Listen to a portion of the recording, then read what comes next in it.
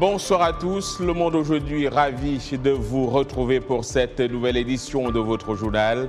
On commence tout de suite par les titres.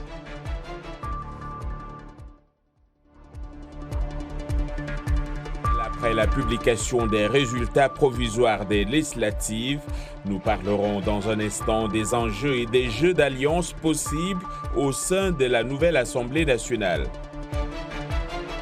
La violence par les armes à feu, toujours un sujet qui fait débat ici aux États-Unis. Une loi sur le contrôle des armes à feu a été signée en juin dernier, mais beaucoup s'interrogent sur son efficacité. Et si vous êtes amoureux des bonnes saveurs et des cuisines bien faites, restez avec nous jusqu'à la fin de ce journal. Nous irons à New York avec Ginny Niwa pour parler de la semaine des restaurants qui revient pour célébrer son 30e anniversaire. Voilà pour les titres. Commençons par le Sénégal où la Commission nationale de recensement des votes a donné les résultats provisoires des législatives hier jeudi. La coalition présidentielle y a laissé des plumes, même si elle arrive en tête du scrutin. De notre correspondant à Dakar, Sedina Abagué, les images sont de Saliou Démé. La majorité oui, mais pas la majorité absolue. La coalition Benno Bokk Yakaar du président Macky Sall n'a pas atteint le nombre des 83 députés nécessaires pour avoir la main mise sur l'Assemblée nationale au détriment de l'opposition. La coalition Benno Bokk Yakaar obtient 57 sièges au scrutin majoritaire et 25 sièges au scrutin proportionnel, ce qui fait 82 sièges. La coalition Wallu Sénégal obtient 16 sièges au scrutin majoritaire et 8 au scrutin proportionnel, ce qui fait 24 sièges. La coalition Yewwi Askan Wi obtient 39 sièges au scrutin majoritaire et 17 au scrutin proportionnel, ce qui fait 56 sièges. Fort de son score et de ses 80 députés, l'intercoalition Yewwi Wallu dénonce des irrégularités profondes dans les procès-verbaux dans le Grand Nord du Sénégal, favorables au camp présidentiel. Des PV sur lesquels il n'y a aucune signature, aucune. Ni les signatures du président du bureau de vote, de son assesseur et de son secrétaire, ni les signatures des représentants des coalitions. Aucune signature. Il n'y a que les suffrages valablement exprimés et la répartition de ces suffrages par coalition. Ce qui veut dire que ce PV peut provenir de n'importe qui. Et il y en a beaucoup que nous avons notés comme ça. D'autres types d'irrégularités, l'autre type, ce sont des PV sur lesquels il n'y a que les signatures de l'administration, à savoir le président du bureau de vote, son assesseur et son secrétaire, et aucune signature des représentants des coalitions. Des allégations sans fondement solide d'après les membres de la mouvance présidentielle. Ils affirment que l'opposition n'a même pas de représentants dans les zones où elle dénonce d'éventuelles irrégularités. Ce n'est pas un droit parce que normalement, Yewwi devait avoir des représentants dans tous les bureaux de vote et au niveau de la commission départementale. Et chaque représentant devait avoir une copie du procès-verbal. Donc c'est à partir de ces copies des procès-verbaux que Yewwi devait faire des observations, s'il en avait, au niveau de la Commission nationale. Mais on ne peut pas venir les mains vides devant la Commission nationale de recensement des votes, demander à la Commission de vous fournir les preuves de vos allégations et de vos observations. C'est inédit.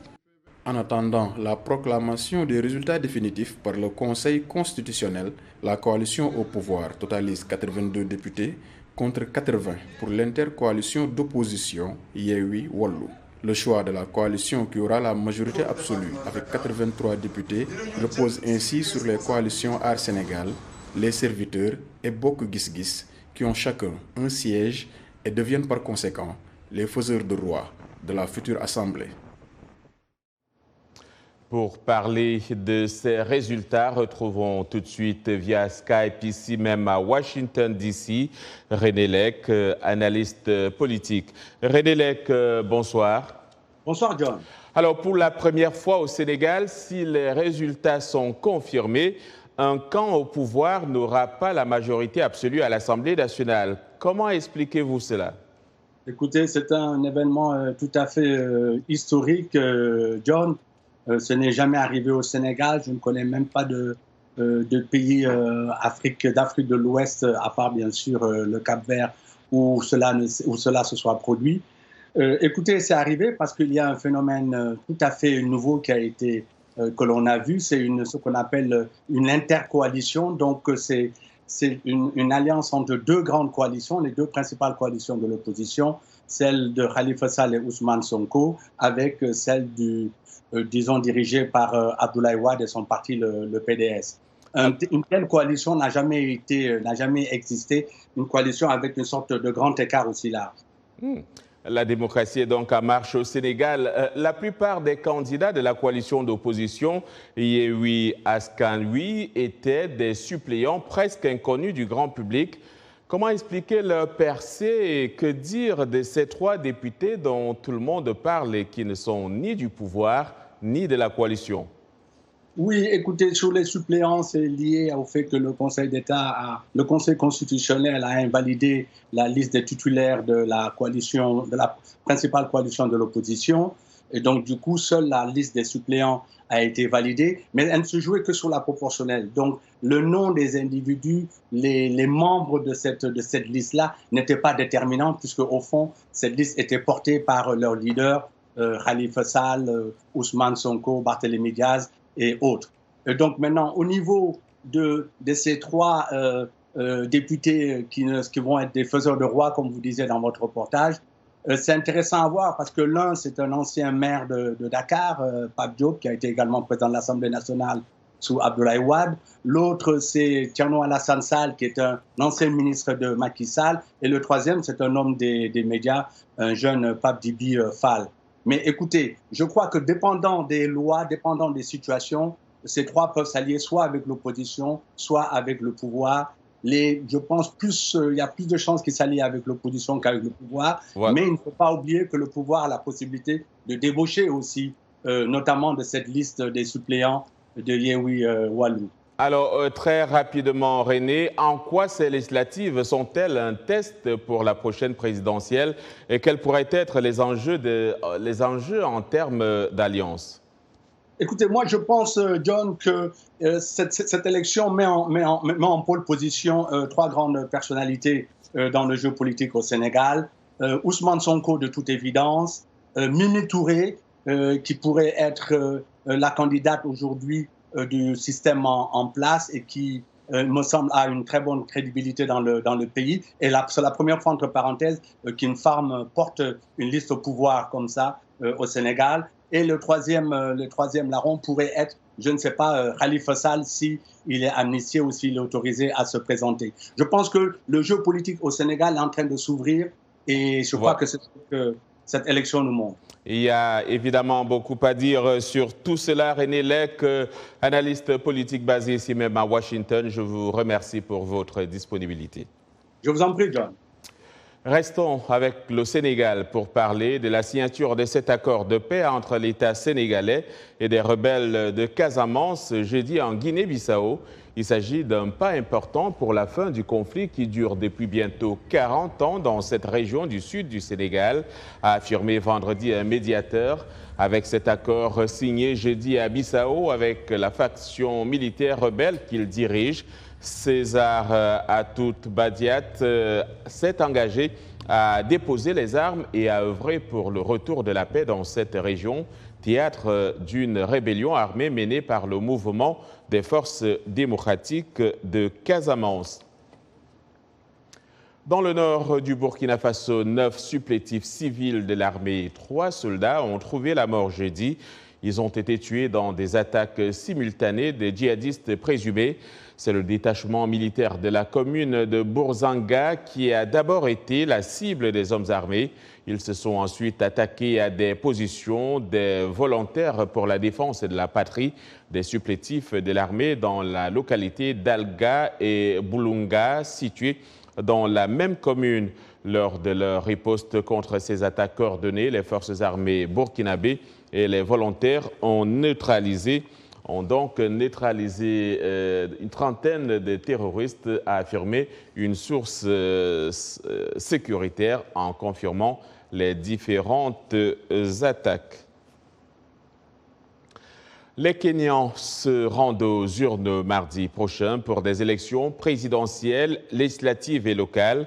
Candidat pour la 5e fois à la présidence du Kenya, Raila Odinga a incarné durant des décennies l'opposition avant de se rapprocher ces dernières années du pouvoir. Face à lui, l'ambitieux et fortuné vice-président William Ruto, qui se pose en porte-parole du petit peuple. Portrait croisé des deux candidats majeurs à la présidentielle kenyane, c'est avec Eric Manirakiza. Raila Amolo Odinga, âgé de 77 ans, est une figure historique de la politique kenyane. Il est engagé dès le début des années 80 contre le régime de parti unique. C'est lors des scrutins présidentiels de 1997, 2007, 2013 et 2017 que ce leader de la communauté Luo s'impose comme un acteur politique incontournable, toujours candidat opposé au pouvoir. Premier ministre entre 2008 et 2013, M. Odinga est un des artisans de la Constitution de 2010, considérée comme une des plus progressistes du continent. Les prix des produits de base essentiels sont montés en flèche et les prix des céréales et des engrais ont augmenté. Le prix du carburant a également augmenté, ce qui a un effet révélateur sur le coût de la vie de notre population. Donc, nous avons aussi d'autres crises sur les questions de la dette que nous devons aussi affronter. Mais nous sommes confiants que nous pouvons survivre, tout comme d'autres pays survivent aussi à ces crises. We can survive just like other countries are also surviving this crisis. Son rival William Ruto, 55 ans, se présente en challenger du pouvoir à l'élection présidentielle du 9 août. Il s'oppose en porte-parole des débrouillards, du petit peuple, de la rue comme lui, issu d'une famille modeste de la vallée du Rift. Il est le vice-président depuis 2013. Il a été un des plus virulents opposants à un projet de révision constitutionnelle défendu par le duo Kenyatta-Odinga et finalement invalidé par la Cour suprême au terme d'une féroce bataille judiciaire. Nous allons mettre un frein à l'augmentation des emprunts. Nous n'arriverons peut-être pas à zéro, mais nous commencerons à ralentir les emprunts parce qu'on dit que quand on se trouve dans un trou, il faut arrêter de creuser.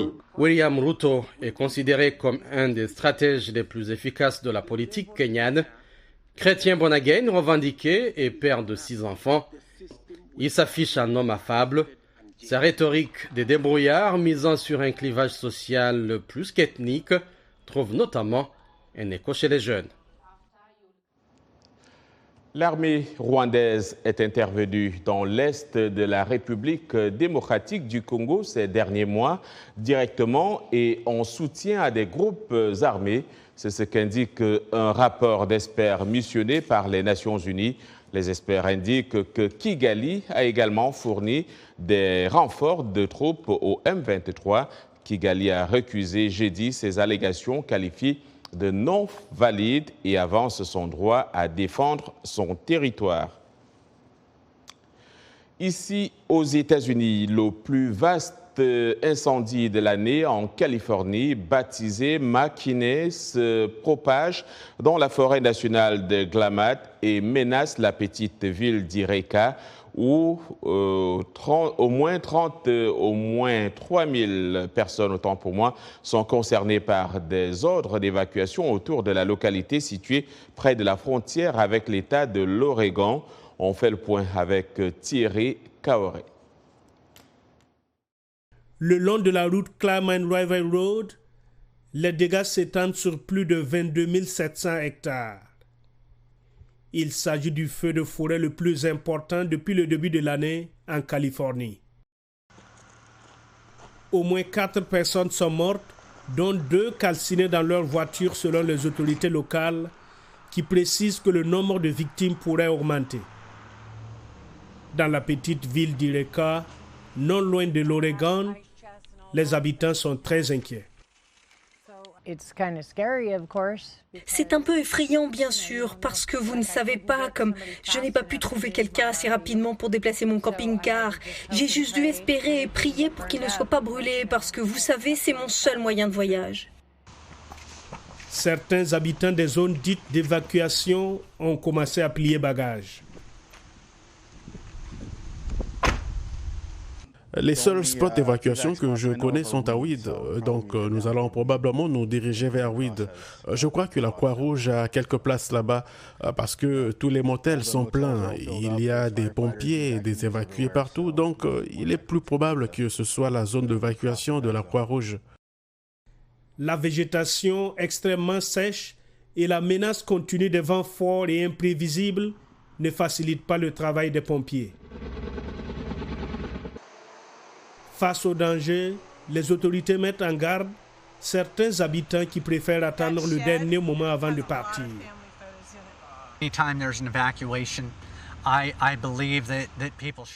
Chaque fois qu'il y a une évacuation, je crois que les gens doivent suivre ce conseil et évacuer. Maintenant, nous avons des avertissements et des ordres. Si on vous donne l'ordre d'évacuer, en particulier lorsque le feu est intense, comme nous l'avons vu de vendredi à dimanche, vous devez suivre ce conseil. La saison des incendies en Californie, État qui subit une sécheresse persistante, devrait encore durer longtemps. La Chine a suspendu aujourd'hui toute coopération avec les États-Unis sur le réchauffement climatique et d'autres domaines. C'est en représailles à la visite à Taïwan de la présidente de la Chambre des représentants américaine, Nancy Pelosi. Washington a pour sa part accusé le gouvernement chinois de réagir de manière excessive. Toujours ici, aux États-Unis, le Parti républicain a annoncé qu'il organiserait sa convention nationale de 2024 pour introniser son candidat à la présidentielle dans l'État du Wisconsin, en portée d'un cheveu par Joe Biden en 2020. Organisées tous les 4 ans, à quelques mois de la présidentielle, les conventions nationales sont des moments de grand-messe politique qui marquent le coup d'envoi officiel de la campagne électorale. Enfin, le ministre américain de la Justice a annoncé jeudi des poursuites contre 4 policiers impliqués dans la mort de l'Africaine-américaine Breonna Taylor, abattue dans son appartement de Louisville en 2020. La justice locale n'avait inculpé qu'un seul des agents impliqués dans ce drame, non pour la mort de la jeune femme, mais pour avoir mis en danger son voisin en déchargeant son arme au travers d'une cloison. Et à propos des armes à feu, le projet de loi bipartisan adopté par le Congrès et promulgué par le président américain Joe Biden en juin dernier est la première législation sur le contrôle des armes à feu en 3 décennies. Mais nombreux sont les Américains qui s'interrogent sur l'efficacité de cette nouvelle loi. Pour beaucoup, il est important de trouver des solutions pour endiguer les causes profondes de la violence par arme à feu. C'est un récit de Dili Diko.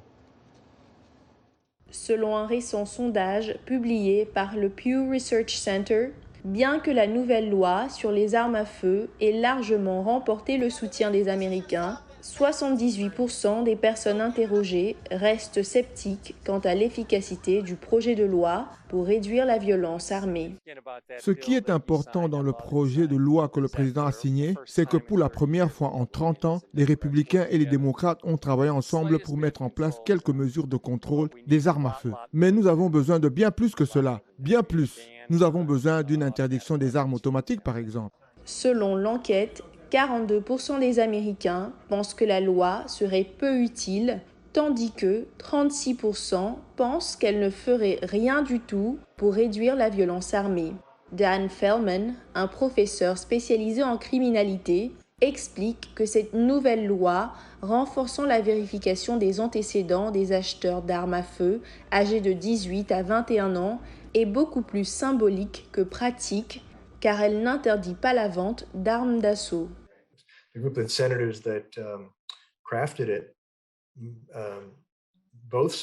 Le groupe de sénateurs qui l'a élaboré, les deux partis, les républicains et les démocrates, ont compris qu'il s'agissait en grande partie d'un compromis qui n'a pas pleinement atteint les objectifs recherchés par les personnes qui tentent de faire adopter des mesures plus strictes de contrôle d'armes à feu. Cette loi est donc certainement loin de résoudre le problème de la violence armée. Selon les données de la Gun Violence Archive publiées ce mois-ci, il y a eu au moins 330 fusillades de masse aux États-Unis cette année. Face à tous ces événements tragiques, de nombreux habitants se demandent pourquoi il n'y a pas de loi plus stricte pour protéger des vies et assurer un meilleur contrôle des armes à feu. Nous avons besoin d'un projet de loi nationale qui serait vraiment mis en œuvre. Je ne comprends pas pourquoi il y aurait de la résistance, car les faits sont là. Avec les fusillades de masse et l'historique de ces fusillades de masse, je ne comprends pas pourquoi. 63% des personnes interrogées lors du sondage réalisé par le Pew Research Center espèrent voir le Congrès adopter une nouvelle série de lois pour résoudre le problème de la violence armée, tandis que 35% ne souhaitent pas voir une nouvelle législation apparaître. Et puis, Vladimir Poutine a déclaré ce vendredi espérer la signature d'un accord pour renforcer la coopération économique avec la Turquie. C'était lors d'une rencontre avec son homologue Recep Tayyip Erdogan à Sochi, dans le sud de la Russie. Suivons le président russe. Le Turkish Stream que nous avons achevé il y a quelque temps est désormais l'une des artères les plus importantes pour l'approvisionnement de l'Europe en gaz russe. Le Turkish Stream, contrairement à toutes les autres voies d'acheminement de nos hydrocarbures vers l'Europe, fonctionne sans problème, à intervalles réguliers et sans aucune défaillance. Je ne fais pas seulement référence à l'approvisionnement de la Turquie, mais aussi à celui des consommateurs en Europe. Je pense donc que nos partenaires européens devraient être reconnaissants à la Turquie pour le fait qu'elle assure le transit ininterrompu de notre gaz vers le marché européen. Vous regardez Le Monde aujourd'hui en direct de Washington DC sur VOA Afrique. N'allez nulle part ailleurs, l'information vous revient dans un instant.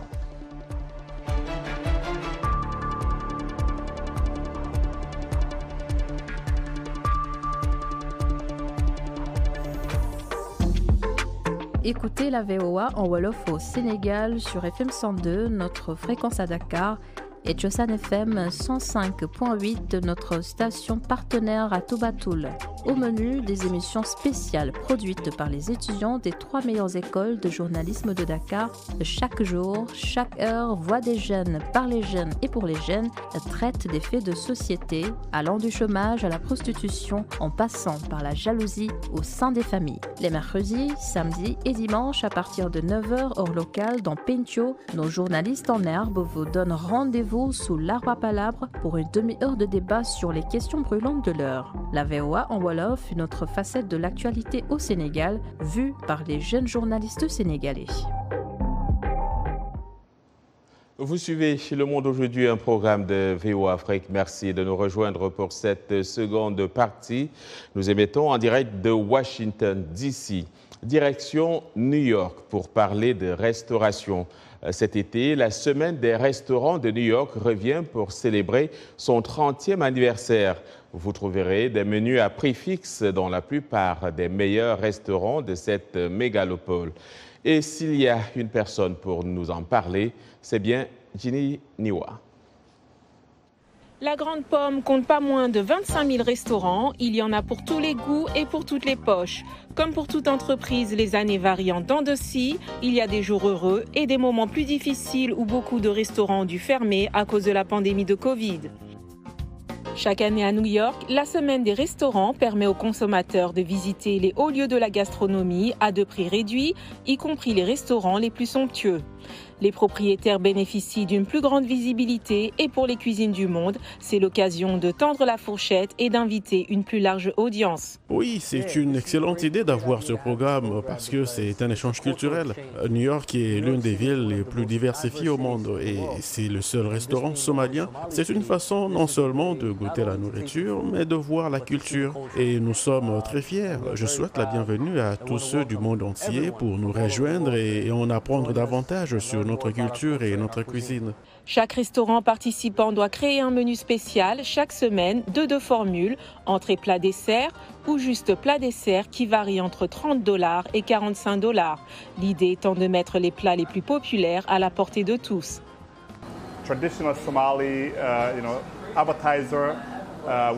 C'est un plat traditionnel somalien avec une entrée. Nous avons notre jus de mangue maison, nous avons un poulet au curry et à la mangue, nous avons de la chèvre rôtie traditionnelle et une option de samoussa somalien et vous le buvez avec du thé somalien chai.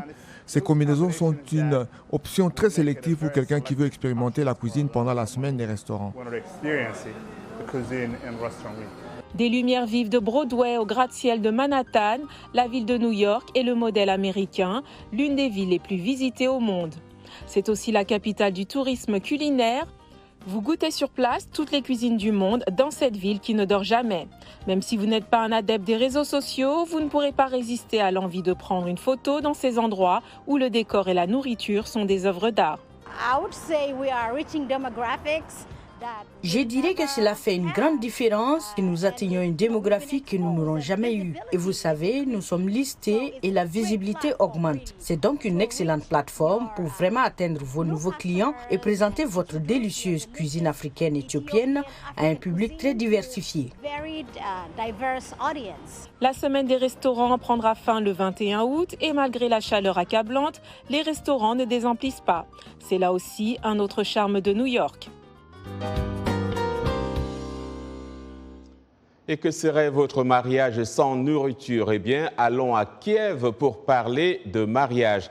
Et oui, ça arrive même en temps de guerre. Lors d'un après-midi ensoleillé à Kiev, 5 couples attendent avec ferveur de se marier devant l'un des bureaux dédiés de la ville. En seulement 5 heures, 22 couples ont échangé leurs vœux. Se marier en ces temps difficiles est très motivant pour les jeunes couples car ils ne savent pas ce qui se passera demain, confie Vitali Tcharnik, un maître de cérémonie. C'est un récit de Blanche Sano. Guerre ou pas, les Ukrainiens se pressent pour se marier. Tetiana et son fiancé font partie d'une grande vague de mariages que connaît l'Ukraine depuis l'invasion par la Russie. L'année dernière, le couple avait initialement envisagé une cérémonie au printemps. Mais un matin, ils ont été tirés du lit par une roquette russe tombée près de leur maison dans le centre de l'Ukraine. Choqués par les destructions, mais déterminés à poursuivre leurs noces, Tetiana et son fiancé Tara se sont mariés comme prévu 6 heures plus tard. Un mariage pour une femme est quelque chose de spécial et pendant la guerre, c'est une décision très importante. Je suis très heureuse, je suis ravie. Dans la région de Poltava, on compte 1600 mariages au cours des 6 premières semaines qui ont suivi l'invasion contre 1300 pour toute l'année 2020.